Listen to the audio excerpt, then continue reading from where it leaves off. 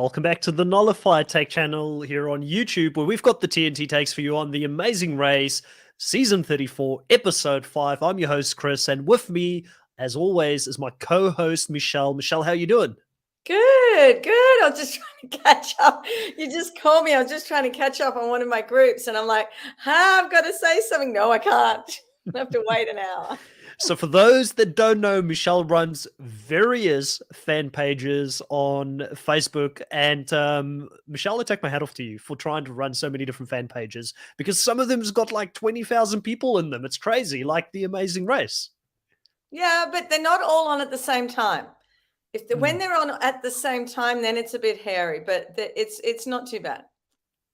Michelle, I've got some really good news for you before we get into this recap. And I actually didn't tell you about this prior to us going live, but just in case you don't know, because I don't know if you went back to check out the content that we did last week, we had 2 of the Amazing Race people check out our content and reach out to me in the last week.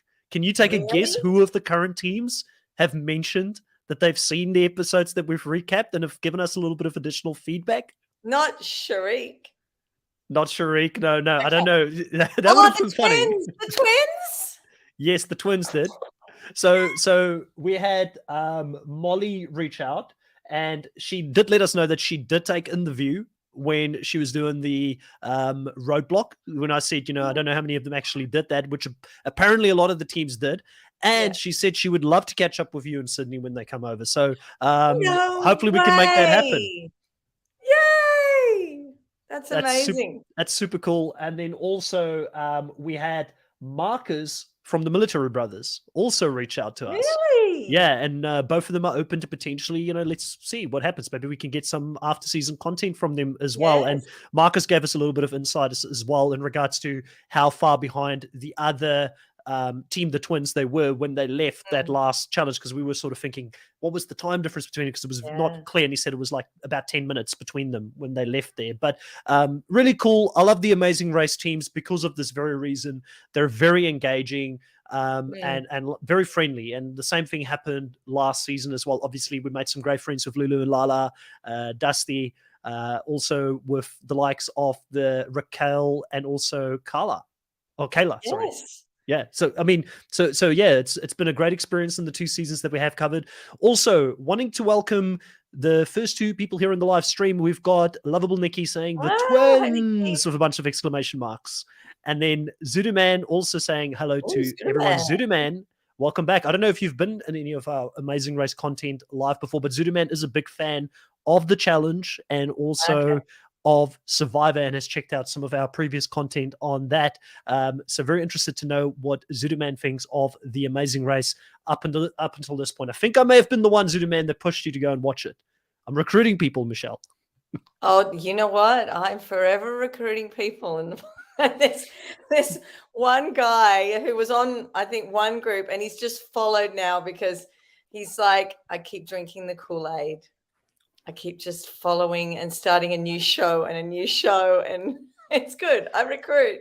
There is absolutely no shortage of reality TV on our screens right now, and it is going absolutely crazy in Australia as well, with just shows one after the other being released. But it's exciting time to be talking about reality TV. I just wish I could do this full time so I could cover every single show, but sadly, both you and I are very busy people in our day-to-day, so it makes it very hard to talk about it every single time. But I'm happy to be back and talk about the Amazing Race, and to talk about an episode that I believe, for me, was my favorite one this season. What did you think of this episode, Michelle, as a whole? I did love the episode. I don't think I have a favorite, really. I mean, because I love Venice. So not Venice. I love Florence. So, that sort of tugged at the heartstrings, that whole thing. But going somewhere new is also always great on the Amazing Race. And I don't know, anything with camels is usually fun because I've had issues with camels in the past. Not that they had to do it much with them, but being stubborn. Yeah.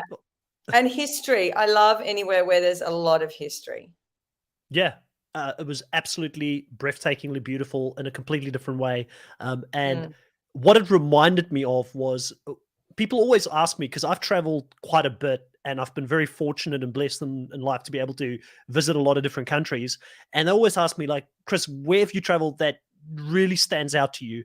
And for me, there's two places that really stand out. One of them being Japan. Absolutely love Japan because it's so different from anything that we experience in the Western side of the world. The culture is different and beautiful in a different way. But then the one place that I always remember as a place that I love to travel to was Oman in the Middle East, which was desert. It was, again, a culture shock, but it had its own beauty, the landscape, the desert itself, where I never used to think that you could find beauty in a desert. But again, just this specific episode with the backdrop being so different from what we've seen in the last two seasons, I think that's what made it for me. Yeah, I mean, I love I went to Dubai, so I love the whole desert feel. And we did some dune surfing, I suppose they call it. I mean, we were in cars, but God, it felt like we were going to roll so many times. These are professional drivers, and they were, zooming through the desert. And then there was like 4 cars at once, and they're doing this cross, and the desert's just gorgeous, but it's also laced with death and destruction. Yes. But he put on some banging music, and I'll forever remember it forever. And every time the music comes on in the car, I just remember just screaming and going over sand dunes. And so anything with sand makes me remember that. Good memories. It's so strange how you could see a backdrop and it will just take you back to like an experience you've had or a place you've traveled to. And I think that's why I enjoyed this episode so much. It was definitely the backdrop. It was stunning. Then also finding out that they've never, ever gone to Jordan before. Now, I believe that, and I could be wrong, I know Zuduman's a big Survivor fan as well, so he could be correct. He could correct me here. We nearly had a Survivor season in Jordan, but it ended up getting cancelled. And that was the one all the way back when Boston Rob made his first appearance back in Marquesas. That season originally, I believe, was destined to be in Jordan, but they had to change it. Correct me if I'm wrong here. Has there been, and Zuduman says, yes, it is that season 4, way back, right? But maybe it was because of political issues in the past that we haven't been able to see a lot of people travel to this country, and maybe why they didn't do it back then. There's no water. Like, there's less water than Africa. Yeah. God, I mean, they said, what did they say? Less than 3 days of rain in a year, 80% covered in sand.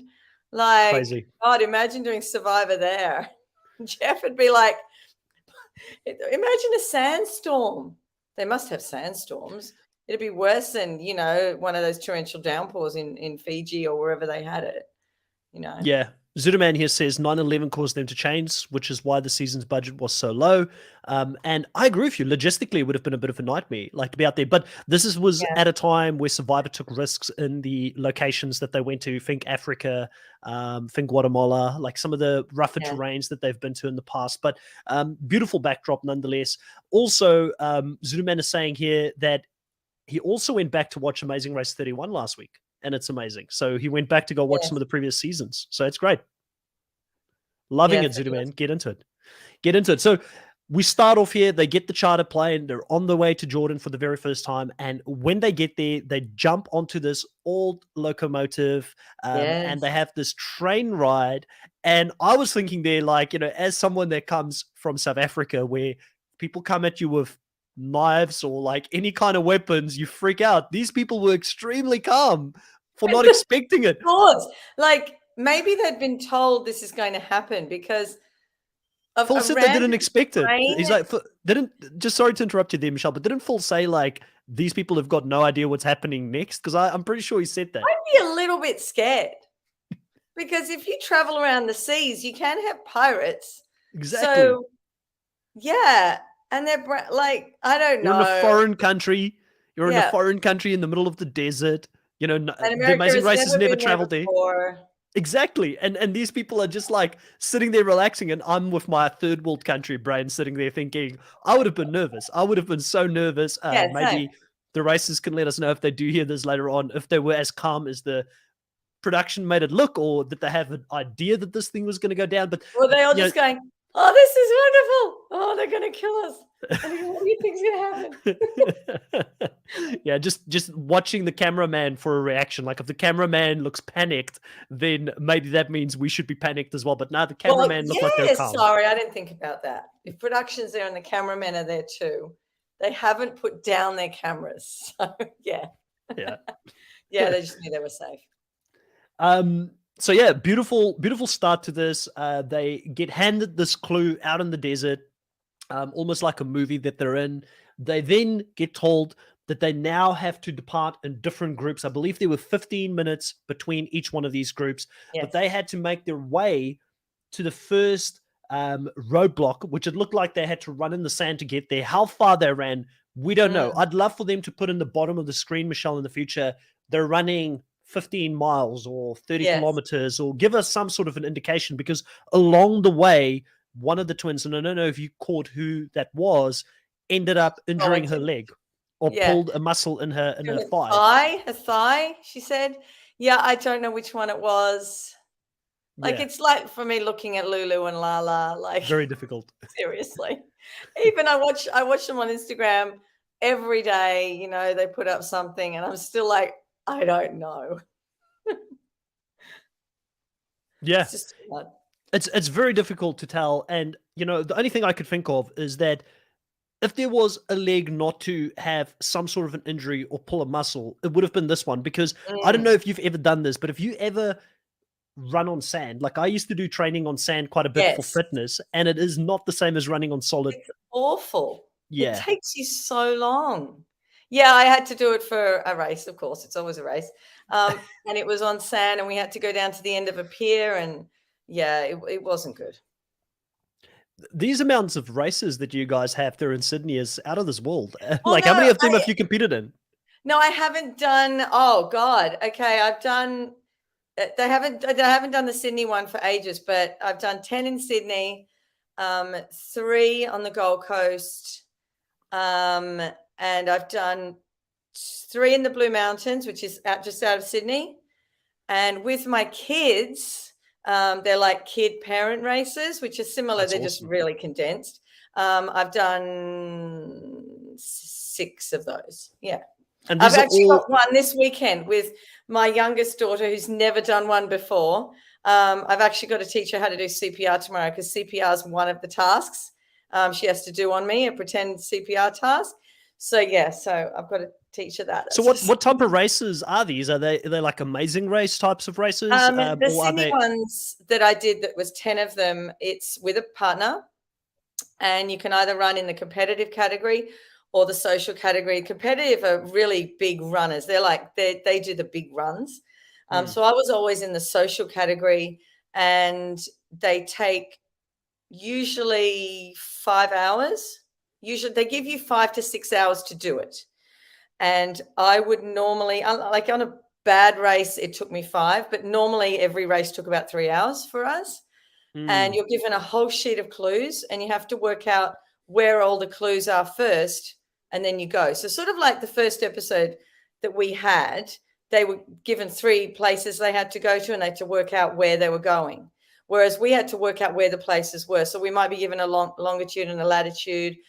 We might be told, this is the place where Captain Philip landed, and then he did this, this, this. So you have to work out the addresses, and then you have to work out, you know, the best way to do it to get to the end the fastest. Yeah. And you have to do so many. So you don't have to do all of them.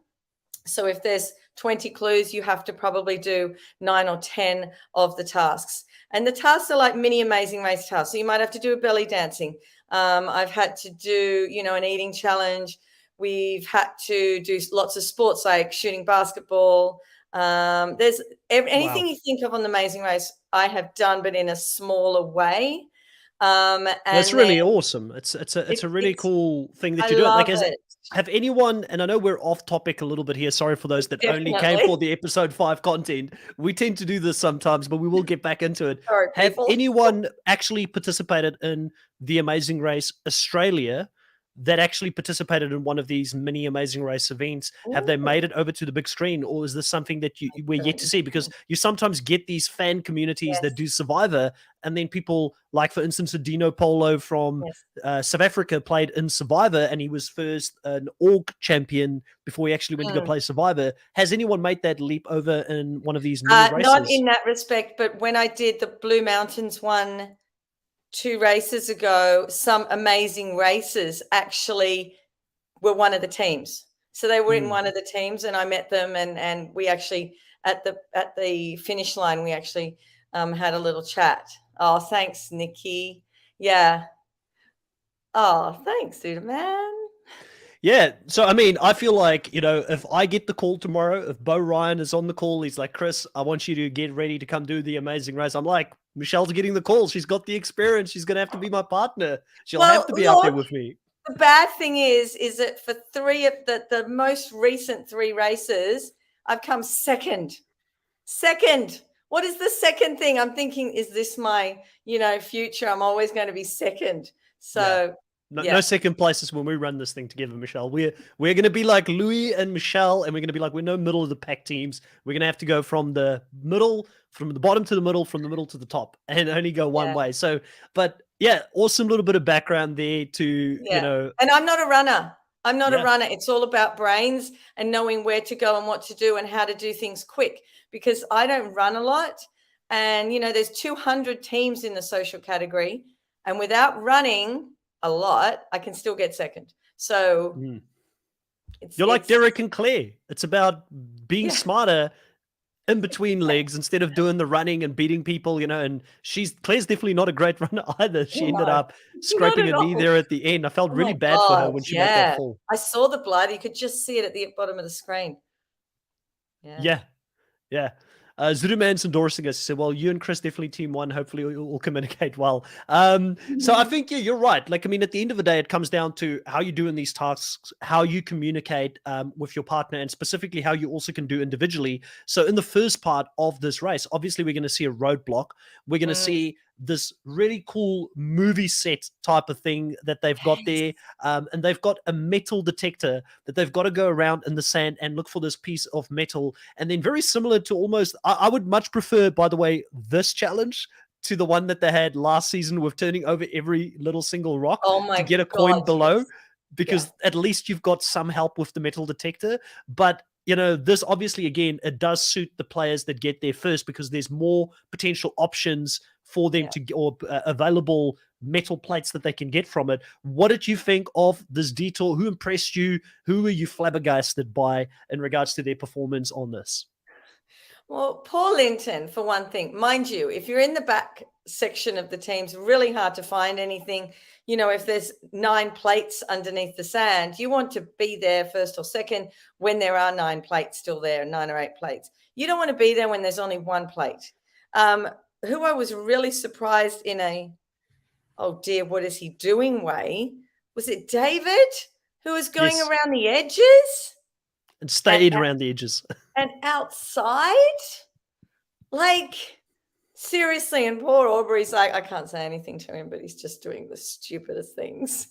He had some reasoning for why he was doing what he was doing. It wasn't sound because he kept doing it for way too long, but his reasoning Yeah. was that he tried to go where there was no footsteps. So he did the exact opposite to what Marcus did. So Marcus got there Yes. when there was absolutely no footprints or very Mm, limited footprints in the sand. So his strategy was, I'm going to really plant my feet to create these footprints so I know I've been in this area yes. before and I won't go back, which was very smart. So David, because he got there that late, there was that many footprints already in Yeah. the sand. He was trying to do the exact opposite, but it ended up failing for him because he just kept going at the outer edges for way too long. So I was shocked by that as well. And it wasn't just him as well, Michelle. It was also the likes of Linton, was it, that also stayed on the Mm, outside as well. So he was out there as well. But again, I don't want to just bag on Sharik, but at certain times she kind of annoyed me a little bit being so hard on her dad here, because it's like, your dad was very supportive of yeah. you in the previous game. And now you're saying, oh, I would have done so much better at this. Then why didn't you do it?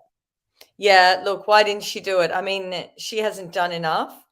And you know what? I'm not having a total go at her this ep. She hasn't annoyed me the same as last ep. But Yeah, you could have done it. Yeah. Why Would didn't they you have put up done your it? hand? You know, Would she they have she done was it? very quick. She was very quick to be like, "Dad, you do this one again," because Yes, she had that fright of the previous round, didn't want to very do true. it.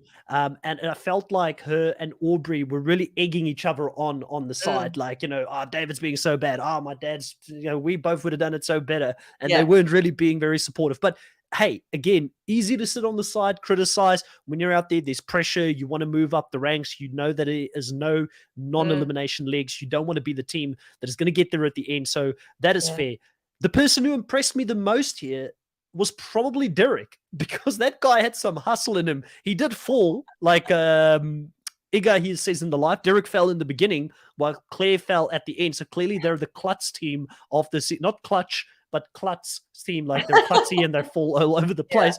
Even though you can say they're kind of clutch as well, because they come from behind sometimes when you don't expect it, and we'll get into that. But in the specific challenge, this roadblock, he does end up taking this metal detector and running with it, like where everybody else was walking.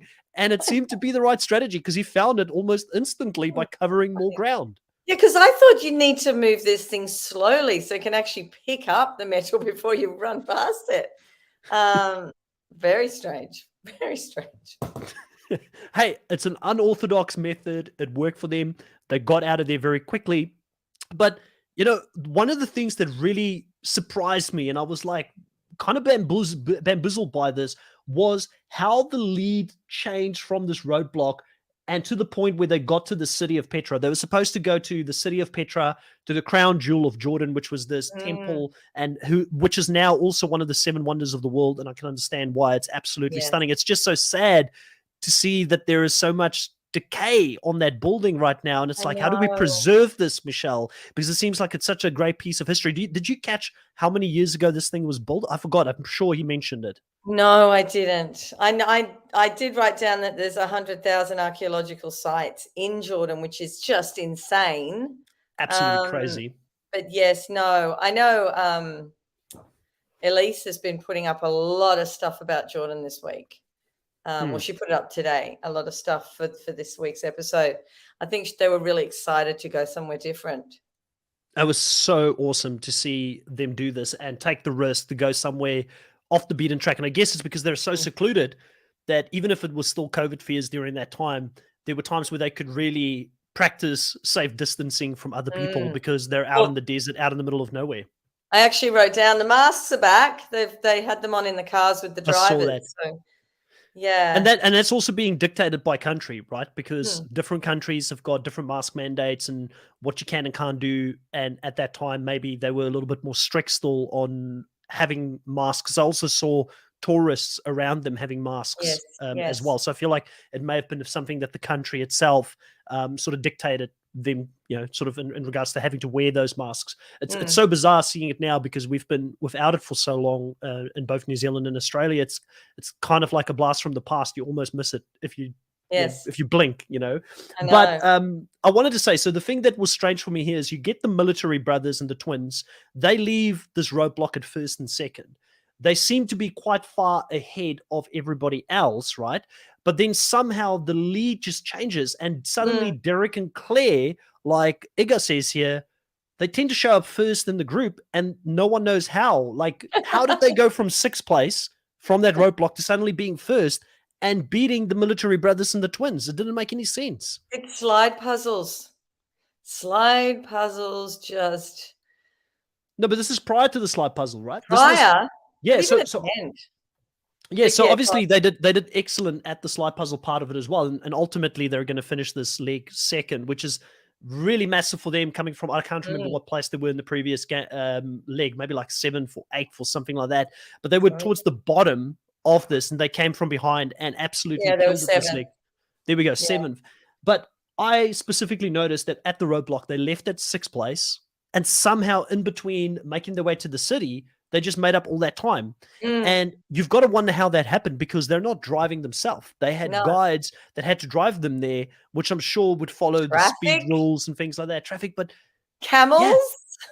did they have an extra challenge or something? Was there like an extra thing for them to go do that we just missed? Like you Mm, remember last season, they took certain things out of the show and we yeah, couldn't they see it. did. Oh, you mean to put another? Okay. Like No, another, because they only leave things out if the order doesn't change. If the order changes, they leave it in. So no, you can say no. yeah. Lovable Nicky also here says that was wild how Claire and Derek caught up. Their driver must have been going hella fast. Exactly. I'm just thinking because listen, Derek and Claire are clearly two extremely charismatic people, right? So maybe they smooched their way, had a chat with the driver, told them, listen, we'll give you a little something, gave them a little bit of extra cash on the side because, they get a little bit of a budget. I don't know what happened here, but clearly something happened there for them to get there faster. And I'd like to believe it was a production to help them. Maybe, but I don't think so. Maybe production helped them? I don't think so. No, I don't think so. Because I mean, they're start this rumor. Wow. People are like, well, the nullified take said that there was production help for Derek and Claire. I will tell everyone, no, they don't do that. I just wanted to say, Lumumba, where they were doing the metal detecting, why was he calling it a UFO crash site? I think that's what he, in his mind, he envisioned it. It was like a Star Wars themed crash site around, yeah. But and also want to say Lumumba and Glenda, like we all know they're my favorite team this season. They're still my favorite. Listen, I love Marcus and also Molly for reaching out. They're now also my favorite teams with them because they've already reached out. I'm easily bored, but I love Glenda and Lumumba, right? And I love the whole dynamic between them. And I'm still believing, Michelle, we're getting the winners edit here. I'm telling you, because we constantly get a take from Glenda and Lumumba talking about how they're coming from behind, telling us their perspective of what they're doing. Like, I just see this big edit around them. And then the only other two teams that I really see the same level of edit around right now is the Military Brothers and the Twins, ironically enough. I feel like those are the three top teams right now. It has to be. Oh, my God. Nicky and Iga, can you, and please, can you tell him he's delusional? Why? You don't think, are you... I'm insulted on behalf. Getting to the top three. I'm insulted on behalf of Lumumba. I know he wouldn't be insulted by this, but I'm insulted that you're underestimating him, just like Phil did this episode. I don't think they're getting to the top three. So, what do you think? Do you think they're just the lovable team that everybody is like wanting to root for, the underdog team? You're breaking my heart here. They're a nice team. They're so lovely, but I'd like to see more of them. I don't see enough. Well, the thing is, it's interesting how they go through this race and they talk about, for them coming from behind, making up time, which they have. Remember, let's not forget, this was a team that was in the top group. They were in the top two until they had that horrible mistake in the one leg, and suddenly they're in the back of the pack. And they're now having to work their way up. And the horrible structure, yes, you heard me say that, the horrible structure of this Amazing Race season where they've got groups leaving together in portions has not allowed them to fully make up that time yet, but it's doable, and they're starting to creep their way up from the bottom, and before you know it, they're going to be there. I'm telling you now, Glenda and Lumumba, that dynamic duo, Lumumba's personality, it's coming out more and more the deeper they go in here, and Glenda, she's got this really fiery personality that just wants to compete. It's funny to see them work together and learn each other's strengths and weaknesses. Like they said, they've only been together for like 2 years, so they're kind of learning about each other on this race. And they're where a lot of people go onto the Amazing Race and they end up not having a marriage after this. They're actually strengthening their marriage on here, and it seems like it's really good couples therapy for them to be out there. Yeah. I mean, they're finding out so much about each other. They haven't been together very long. And he's so impressed with her. How cute is he? Yeah, absolutely love the dynamic. He probably thought she couldn't do anything to start with, but he's being very, very nice. He's done a lot of their roadblocks. Like, I feel like he's done the last 3 roadblocks in a row. In the Mega League, he did 2 of them. He did the roadblock this time as well. So at some point, Glenda's going to have to do a roadblock again, and that's going to be interesting to see how she performs. I always like it to be equal and see both players in the team step up and do it, but I do think she can. And it's interesting that while they're in trouble, they've just trusted him to clutch out these roadblocks for them to try and catch up from behind, instead of Glenda sort of having the courage to just step up and do it herself, because she does seem like a very confident woman. Yeah, I think she's just scared. That's all. You don't want to be the one to make you go out of the race. So, I mean, I hope they've got the rule in where they have to do half-half or nearly half-half, so that then she will have to step up. But we don't know what they've got going at the moment. Yeah. We could ask the We twins. don't. We could ask, now that you've, talked to Molly, you could ask Molly. Well, indirectly, Molly, if you're listening to this, you can let us know because she's at this point just message on this, but I'm sure she will reach out at some point. Also on this episode, we hear that Lewis and Michelle, they had this premonition or this dream that they were going to win this leg, and that they're not a middle tier team, they're a number one team.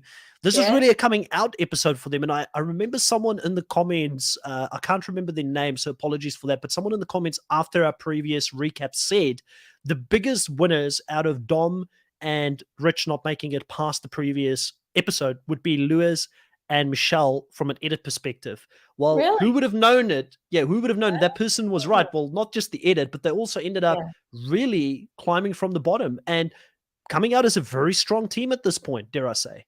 Well, they are. They're doing really well. I mean, I think she was overawed actually coming in first, because she just broke down crying. Because what if they come the last few legs? Not that great. I can last have a quick leg look for was fourth. Leg before that. So first leg 10th. 10th. Leg 2, 10th in the first leg, 5th in the second leg, first half of the mega leg 4th, second half of the mega leg 4th, and now first. So they have moved their way from the bottom to the top. And I'm really enjoying this because, to be honest with you, outside of Marcus and Michael, no one has been consistent this season. Not even the twins, like in regards to their placement. So it's very interesting because last season we kind of had an idea, well, these are the top 3 teams, and they just kept dominating throughout the season. But this season it does seem to be anybody on any day could come in first. Yeah. Yeah, because normally I have a big chart, and you can see where there has been some seasons where it's literally one team is 1-1, 1-2-3, 1-1, 2-3, and they just dominate the entire season, but we haven't really had that. Yeah. Well, we've had different teams place first as well. So we've had Derek and Claire in the first leg. They were first. Marcus and Michael in the second leg. They were first in the first half of the mega leg, but that doesn't really count. So the mega leg ended up being the twins, and then now Louis and Michelle being first. So it's been different teams finishing in first place, which is really good to see, because it makes for an interesting... Glenda and Lumumba next time. Yeah. Igor's got a very hot take here, and says, I think Abby and Will got COVID because they were so invisible in the episode promo. Love them. And it would explain some things. I would feel really sad for them if that is how they go out, because they were big fans of the show coming onto the show. But it would explain why they've been so quiet to date, because the little bits that we have seen of Abby and Will, it does look like they've got a personality. Like I said a few episodes ago, I'm like, maybe they're just like vanilla, very bland personalities. But Abby and Will both seem like they've got a personality. Abby more so, especially in this last episode. I picked up a little bit on it when we got the edit, and we did see that someone potentially would have tested positive for COVID in this next league, which would be devastating to see someone go out of the game that way. Well, they'd be out. They wouldn't bring them back in, I don't think, because it would take a week, and I don't think America will operate like that. And that means that it would be a non-elimination leg. They said there isn't any, but there would be if a team's out with COVID, because they've got a plan. They have to keep a team in then, because one team's gone. So could they bring back Linton and Sharik? Could they be following the same trend as Natalia? And depends where they put them. Is there a sequester? I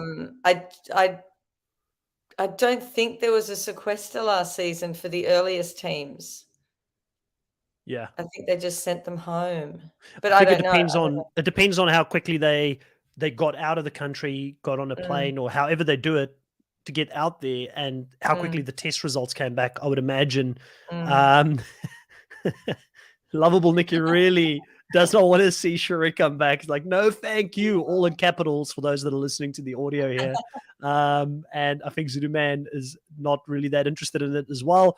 Lovable Nick saying, I'm going to be devastated whoever is disqualified due to the Rona. This is a great cast. I do agree. There's a lot of lovable people on this season. You know, I do miss having a villain, but I could be like, you're the villain. But yes, hey, there's no villain. They're all lovable though. Are you missing it as well? You like your villains? No, I don't mind a villain, but I don't think everybody is lovable. Wow, hot take. Do you care to elaborate on this, Michelle? Look, I don't hate anybody, but and I don't hate anybody in this cast, but I see some people as a lot more lovable than others. That's fair. That's a fair call. That's a fair call. And I also think the edit makes us feel a certain way about people depending on what they show, how much they show. However, you know, there's been a lot of, as you'd say, whinges in the past. And a lot of the time they have been my favorites. A lot of the time they've been very alienating to the fan base. And even now in the Amazing Race fans, we have to be careful if someone puts a post up about maybe 4 people who have ever played in the last 20 years. And we have to just watch how that post goes. And some of those people I love. It's just amazing. I'm not keeping secrets, Nikki. Look, Nikki, I love Brooke. And a lot of people hated Brooke. And I'm not someone who just doesn't like. What season was Brooke in again? Agree with me. Brooke, 29, Nikki? 29, Nikki, is it? I think it's 29. Well, I think Nikki, the reason I'm asking, and Nikki might have to go back and search this up in her own time to see who this person was that you liked and no one else liked. But I think that Nikki just got back into the Amazing Race quite recently, and correct me if I'm wrong, Nikki. So maybe you didn't watch that season. My memory is hazy with some of those seasons as well, because I haven't seen them twice. So you're going to have to bring it up so we can see who you're talking about. If I see the face, I'll probably remember. Or I can search it up. I'm trying to search as I'm on. Brooke and Robbie? Brooke and Scott. Brooke and Scott. Scott. I do remember that team now, actually. And they won. I don't want to spoil anything. Yeah, they did. Sorry, I spoiled it for somebody that still wants to go and watch it, but they did win that season. Why won't it even just show me? This is driving me crazy. I've got it. I'm going to bring it up now for everybody here that's on the live stream. Sorry. Season 29, you were right. What? 29. You were right. Thank you. I thought it was 29. I just wanted to check. Yeah. Let me have a look here. Jesus. Brooke and Scott. Why can't I share it? Oh, yeah, there we go. For anybody that is here in the live, that is who we're talking about. And you said people didn't like Brooke. I don't remember disliking this team. She had a hard time. She cried. She went. Oh, yes. I now remember. Yeah, he was the superstar of the team. Yeah. She just carried on like a pork chop. But I still liked her. Was that the season where they brought random people together, or was it the teams? There were strangers, they're random. Right? Yeah, random people. So a really fun. I actually really enjoyed that season because it was so. Imagine having to run the most stressful race in the world, and you don't know who your partner is until you get there, and it's random selection. We estimated that you will like each other based on the fact that you've got certain characteristics that you like in a partner or something like that. It was it was blind dating for some of them. One of the teams that played in that season ended up going on to Big Brother, actually. I didn't know if you know that. Yeah, one of the teams went into Big Brother from that season. Okay, who? We're completely off topic now, but for those that are interested, I'm pretty sure it was from that season. Well, we've talked about a lot of the episode anyway. Oh, maybe I'm wrong. Really? Maybe I'm wrong. Or maybe it's from a different season. I don't think so. I thought they were in this season. Well, you can just search up Amazing Race people on BB. Yeah. Okay, let me do that. Sorry for those that came only for the content on this episode. We're going down a rabbit hole. Yeah. And you know what? Logan's probably watching these 2 minutes right now. Big Brother. And we're talking about Big Brother. It's gonna be like, what The the hell? USA, the Big Brother cast of Amazing Race. I can't see who they are easily now. The Oh, it's Amazing Race Big Brother couple.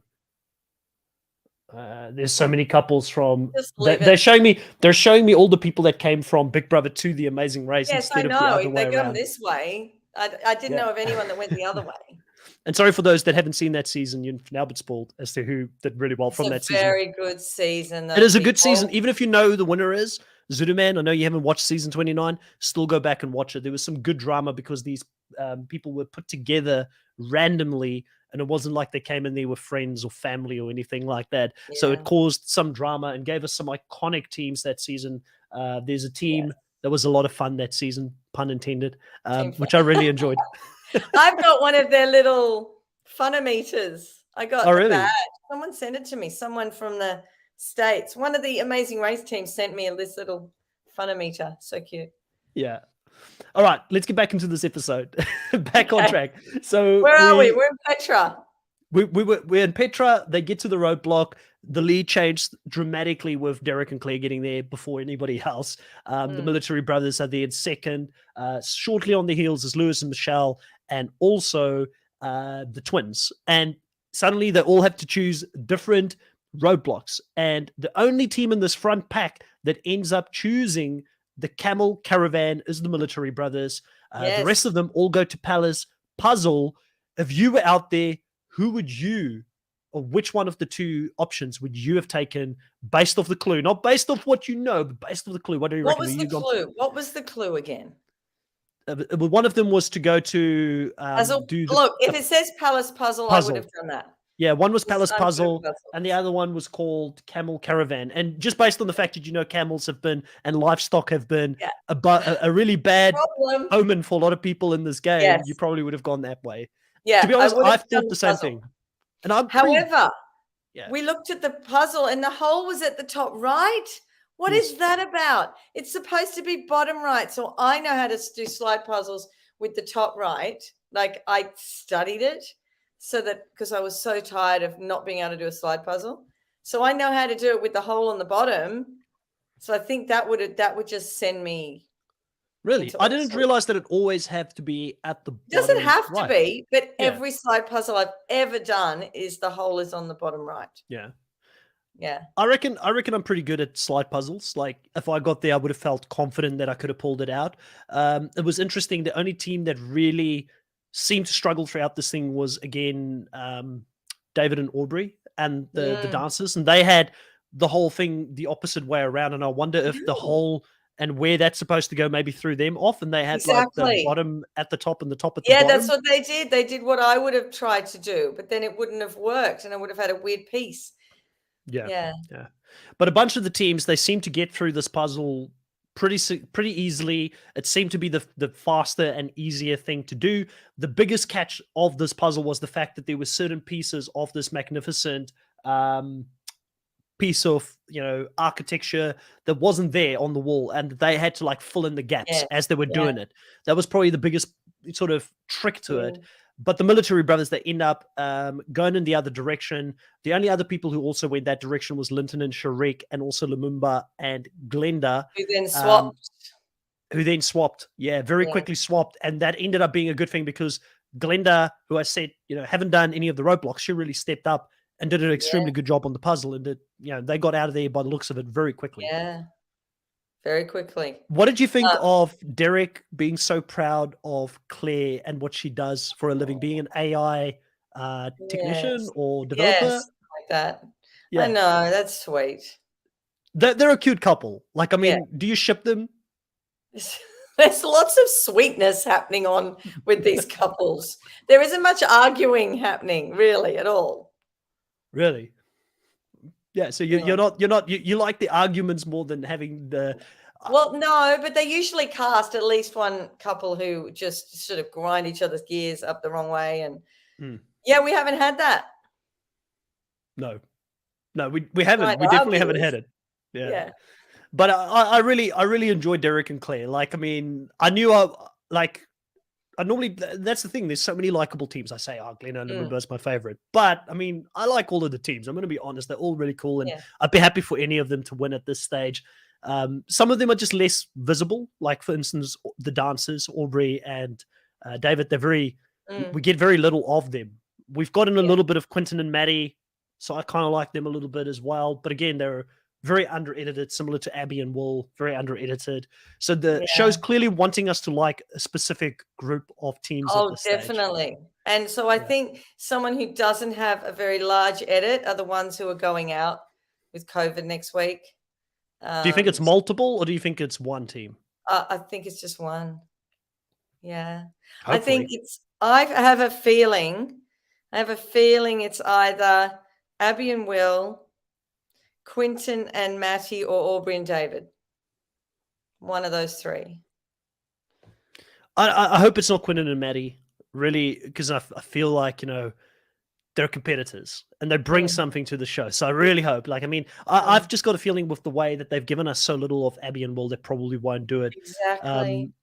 Lovable Nikki here says, I watched season 1 to 7. The family edition took me out. I never came back until season 33. Sorry, I was cooking breakfast. So to be honest with you, I'm the same. When the family, I watched every single season except the family edition. So when the family edition came out, I looked at it and I was like, this is not for me. I'm out.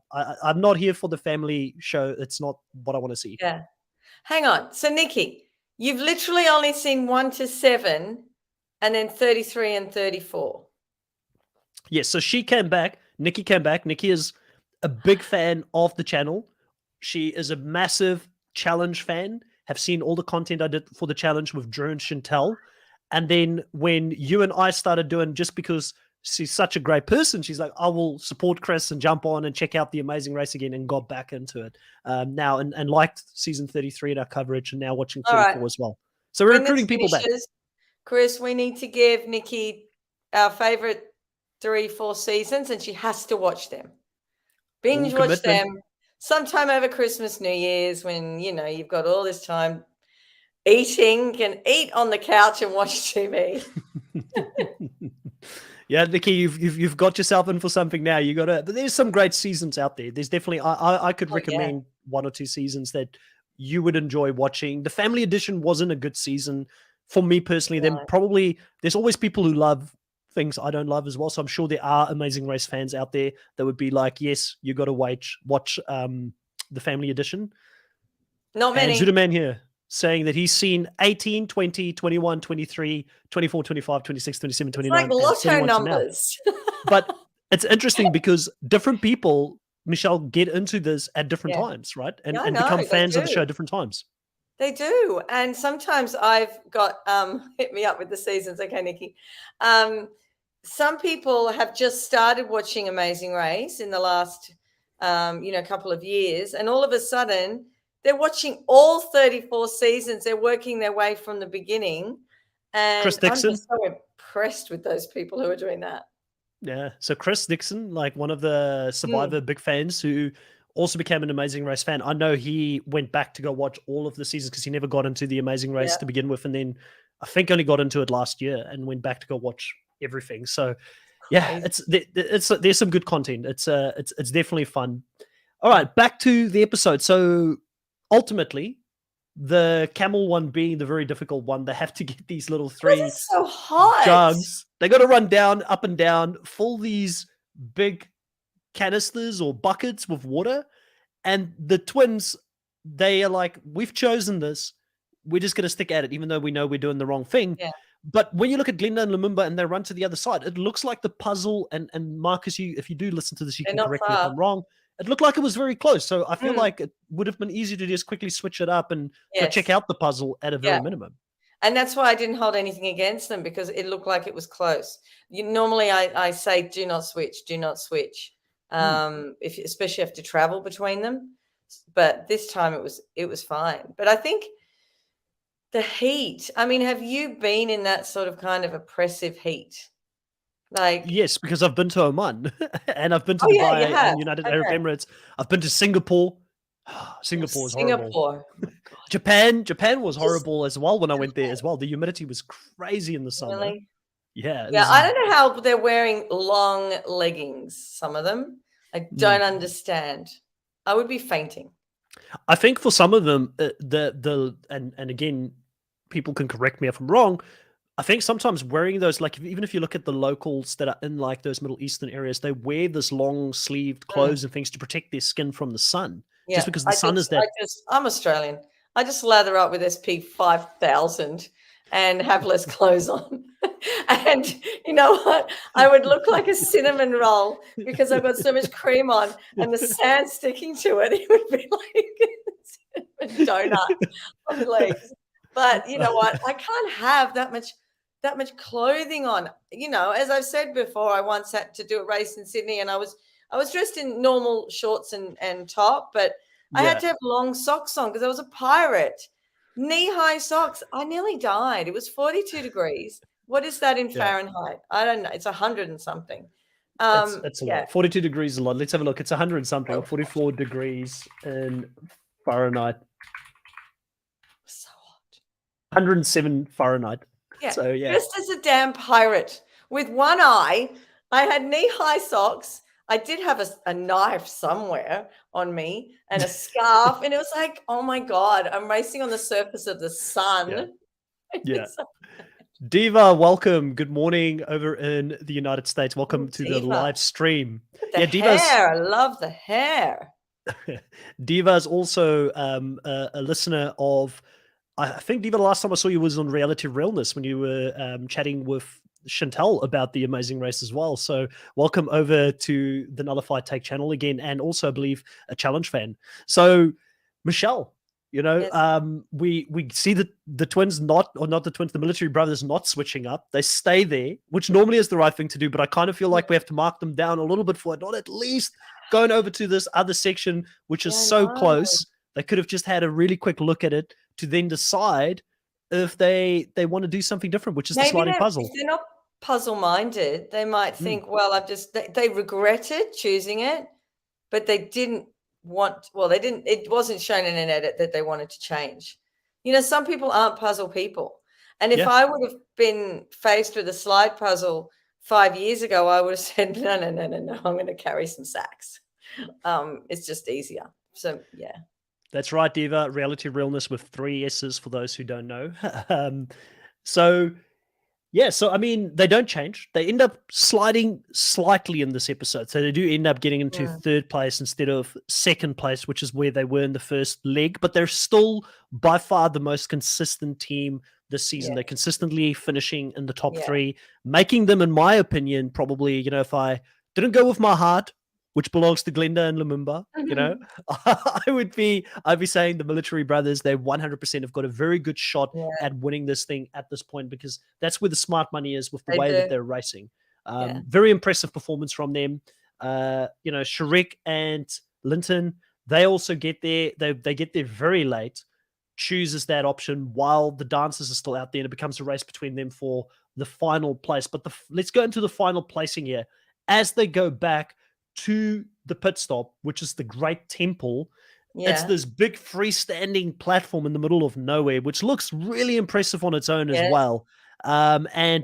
Phil says that it's one of the best pit stops they've ever had. It really sounds like Phil enjoyed this whole leg, the fact that he got to visit, because he's traveled the whole world as well. He got to travel somewhere new for a change. Phil is effusive talking about it. So is Elise. Elise can't get enough of talking about it. So I think they really, really loved going there and chose some great spots. I mean, Jesus, choosing Petra. Like, come on. That's just ridiculous. It's like going to Machu Picchu, which they probably wouldn't do because they'd all faint from the altitude. But yeah, amazing. Amazing place for them to finish. They end up getting into a foot race with Louis and Michelle, Claire and Derek all running there. We did say Claire ends up slipping, injuring her knee, cutting herself there. Phil goes into full dad mode immediately to check and make sure that she's okay. And I feel like Claire was just embarrassed, and she's like, I'm okay, don't worry about it. You know, let's just get on with the show. She was really embarrassed, but Louis and Michelle finally manifested and realized a first place here for themselves, winning $5,000 each. And I've got to say, I'm really happy for them. I'm happy that we get to see a new team finish first and keep the race a little bit open and interesting at this point. Yeah, definitely. Definitely. It was good to have someone else at the top. And as you were talking about Claire, all I could think about was gravel in her knee. I don't know whether you've ever scraped your knee and had the gravel pieces in there. Yes. I could just imagine, their medical team trying to fix that up. It would have been painful. Yeah. Poor thing. I try to look at the knee after she slipped, and I kind of feel like they did bandage her up before they did the last bit there, because I feel like that I couldn't see the blood out of it. Oh, okay. So I had a look, and I might be wrong, but I feel like they might have patched her up in between. But the military brothers, they get there in third place. Will and Abby fourth. The twins come in fifth, so they really slipped back this Yes. episode.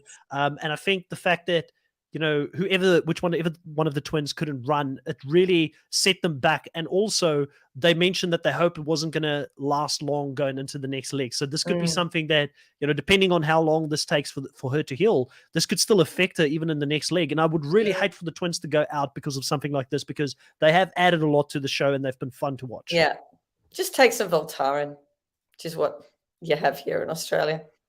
Yeah, in New Zealand we tell people. In New Zealand we tell people to take a teaspoon of concrete and just harden up. Oh yeah, but if you've got a bit of pain, you take that. I know. I'm thinking about all the stuff I take if I have to go on the race. You're in the antihistamines. Yeah, you need to take the Voltaren. You need to take the Panadol. I'm like, oh my god, am I going to get stopped at airports for the pills I'm taking? Yeah. Just, I'm sure that the medical team there has got all the drugs they potentially need to get her through it. They'll probably get the leg nicely wrapped up as well, in something that will sort of keep the muscle intact. But yeah, it would be the worst time to struggle with something like this. And she said also in the race that she's never had any kind of injury in her whole life, so that would freak her out as well, as someone that has never had. And it's crazy to think. I mean, I forgot how old she is. Is it like 28 or something, or 30 at least?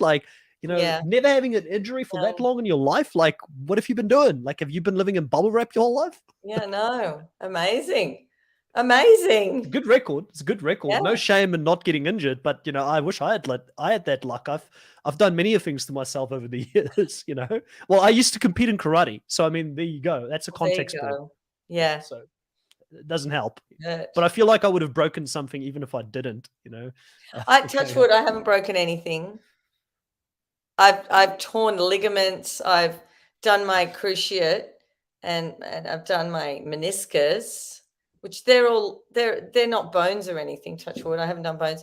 My little toe has been at right angles to my foot when I clipped it on a table, and they literally had to pull it out and push it back in again.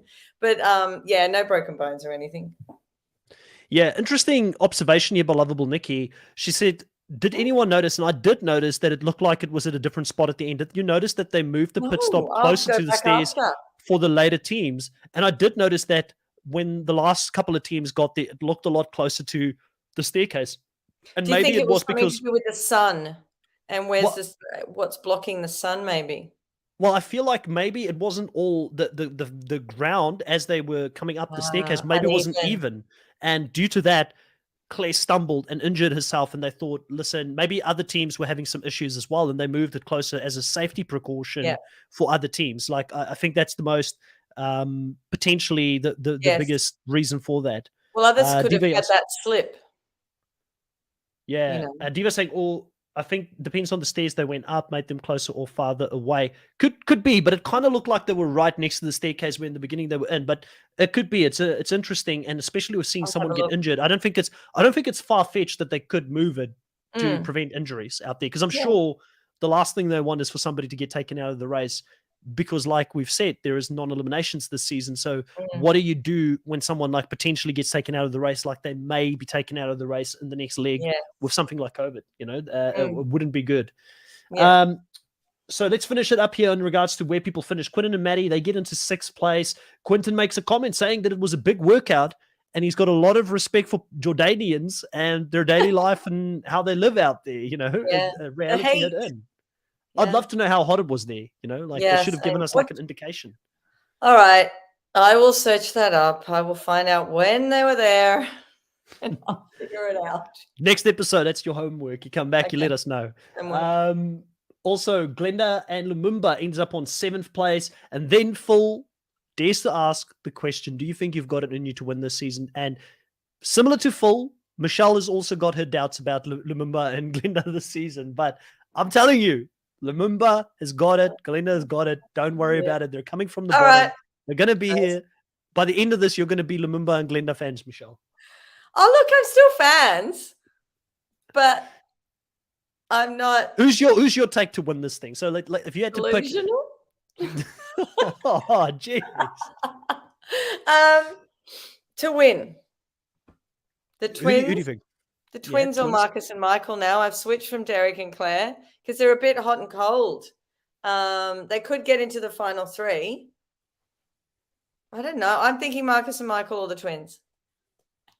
Marcus and Michael or the Or the twins twins. to win Yeah. this. Yeah. I'm thinking there's only one team, and it's Glenda and Lumumba. Like they're the only like know, Glenda and I Lumumba. know. They're gonna do this thing. They're gonna come from behind. You're gonna see You love there's them. something there. I'm telling you, we're getting this story the whole time. The edit clearly wants us to love them, which I do. But I do think you're right about Marcus and Michael. They're the other team that I've got my eyes on. The twins have been impressive. I am fearful for the twins with the injury, and I'm hoping that it doesn't end up knocking them out in coming legs. And I hope that whoever's got that injury do recover and it doesn't come back to bite them. But ultimately, here, the last two teams, the Dancers Yes. barely gets in. They're scraping at 8th place. Yeah. They're another team that if they were the team that potentially has this Rona issue, I wouldn't be surprised because we haven't seen much of them. Similar to Abby and Will, they could be in danger as well.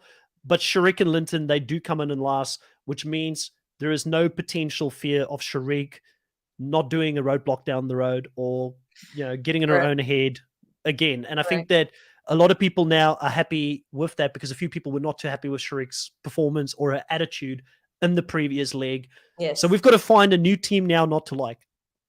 Not as a person, but as like... Yeah, look, it's not that I didn't like her because you know what? At the end of this leg, a lot of people are complaining that she didn't hug Dad. Now, yes, she could have given him a quick hug. However, the people who are complaining have never raced in, I'm just going to say 42-degree humidity.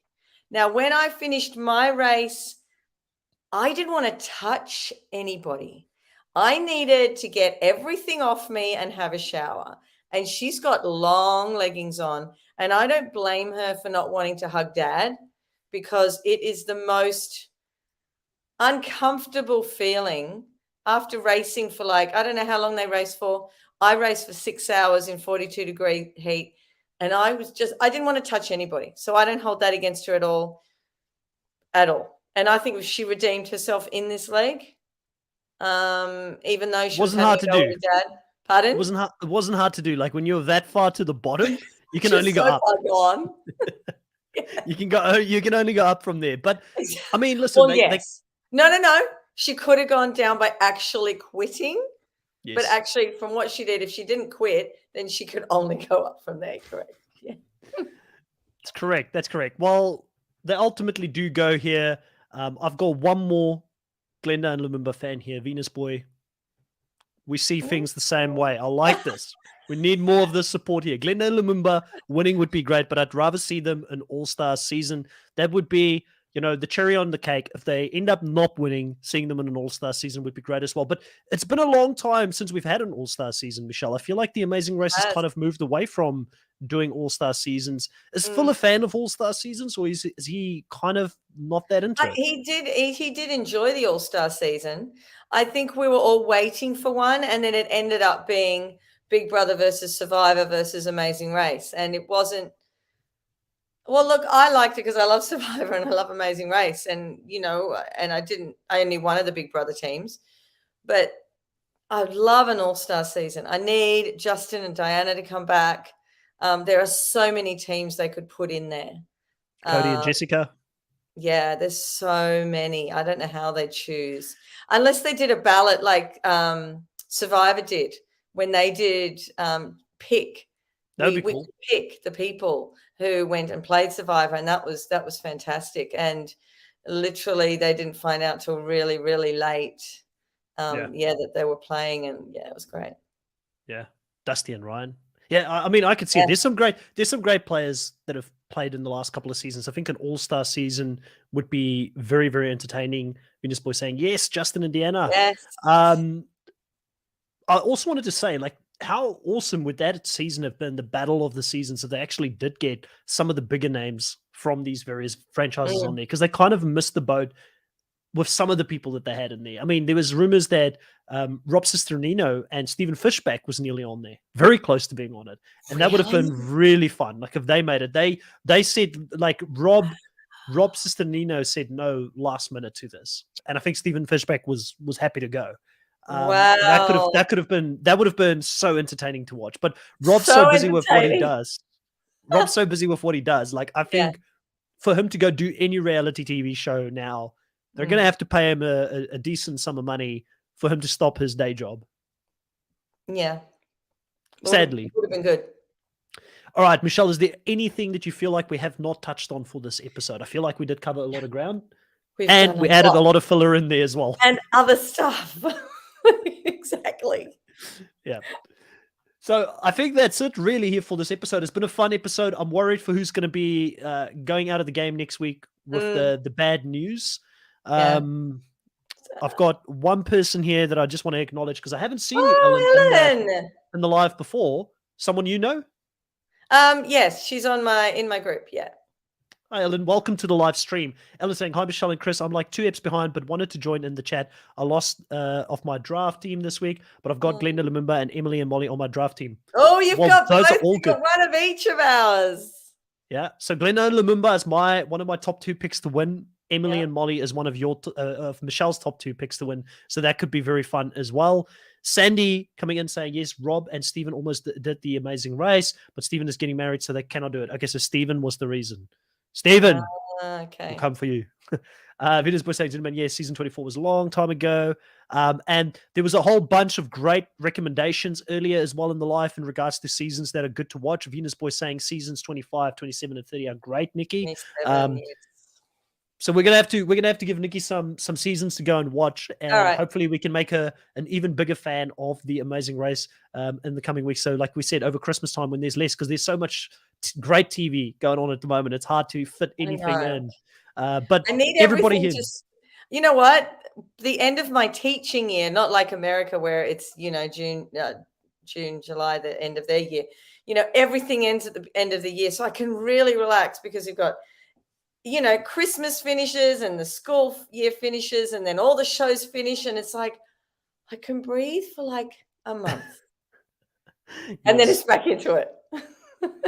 It is hard. Like, I mean, especially with doing a full-time job, it is hard to do this. I have decided officially because I stepped back from doing the challenge content, right? Because it's just too much. Especially the time zone difference, doing it on the weekends where I've got other commitments at the moment. But I've found someone local that will cover the Challenge Australia with me. So I will be talking about the Challenge Australia for those that do like the challenge and do want to check out the Challenge Australia. It has been announced that it will come out in November. I am in talks with Channel 10 and Paramount at this stage. So there is a possibility that I could get exit interviews. So fingers crossed that does happen and we get the official exit interviews. For those that have never seen the challenge and that is in Australia, check it out. I think it's going to be really fun. It's going to be amazing. Really and I don't really watch the challenge, but the promo is just out of this world. Yeah, I might even entice Michelle to come on and do a couple of recaps about the challenge if she does get into it, because she's never watched it before. So I'm trying to convert her into at least watching the Challenge Australia. Yeah. Alan here saying, yes, I'm in Michelle's group. I promise to tune in next time on Time, Stupid Time Zones. Hey, Ellen, we appreciate you whenever you can watch it. If you can watch it live, that's awesome. If you watch it afterwards, that's awesome. Just leave a comment afterwards and say what you agreed and disagreed with, because I'm sure we've got some wild takes and people won't always agree with everything that we say, but we appreciate it whenever you can drop in, just do it. I understand time zones can be difficult, believe me. Because we've got people watching it. That's why it's called a nullified take. People can just say, I nullify you. You're just talking rubbish. Sandy saying, thank you. I only got in towards the end, so I'm going to watch the VOD. Yeah, please do, Sandy. Go back and let us know what you think about our takes. Michelle, who would you pick for Amazing Race All-Stars, including both 10 and 7 seasons? I will come back to you on that, Ellen. I will work out my list and I'll bring it next episode. Oh my God, next podcast. How many do you want, Ellen? Are we going with Australia 20 teams or are we going with US 11 teams? I need to know if I'm working out 20 or 11. Yeah. No, 20. Maybe we do some off-season content at some point. We do like a podcast on who we'd like to see in an all-star season. And that could be something we could do. But yeah, definitely bring a list in the meantime. Zudaman saying congratulations. They definitely used a lot of the US clips as well. I did notice that there was some of them that won't be in the actual Challenge Australia, but they used a little bit of what happened in the US as well. It is an amazing show, nonetheless. Everybody on the live here, thank you so much for joining in. I noticed quite a lot of people got in late in this live. Please consider going back, having a look at the rest of the recap. I think we had some great takes on this, but I am biased, so please let me know in the comments if I'm wrong. Consider subscribing to the channel if you like this type of content. Hitting a like on it. The more followers, the more subscribers we get, the more credibility it gives us, so that I can go to places like Channel 10 and ask them, in Australia, hey, can we do exit interviews? Or Survivor South Africa, can we do exit interviews? Or maybe in the future CBS, who I have had some chats with, but we're working our way up the ladder of being someone that is noteworthy for them to engage with. So by clicking on the link, by subscribing, you're helping this channel grow, and we appreciate it so much. And for now, Michelle, I guess I'll say see you next time to the live audience and everybody that's listening to this. And we'll be talking about episode 6 next week. Bye. Bye.